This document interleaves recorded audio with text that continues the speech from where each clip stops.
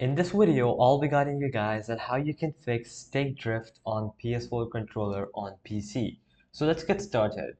Now we're going to look at various ways you can go ahead and fix this issue.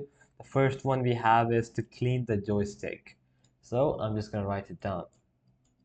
Clean the joystick. Perfect. So gently blow compressed air into the joystick's crevices to remove dust and debris.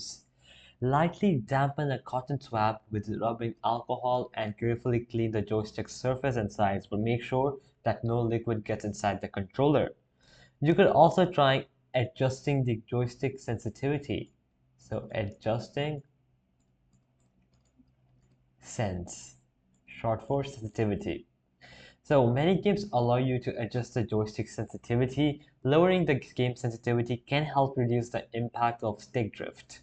If you're using Steam, go to controller settings and adjust the dead zone and sensitivity for your PS4 controller. The next one we have is update controller drivers. So update controller drivers. So, device manager. You have to check your device manager for any updates to the PS4 controller drivers. If there's an update available, go ahead and install it. The next one is to try a different USB port.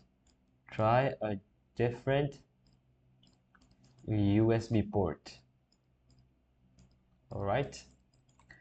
So, plugging the controller into a different USB port might resolve interference issues.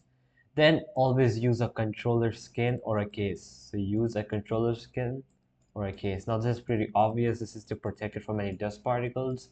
So it's always preferable to use a controller skin. The next one we have is to calibrate the controller. I'm just going to tell what this means in a second.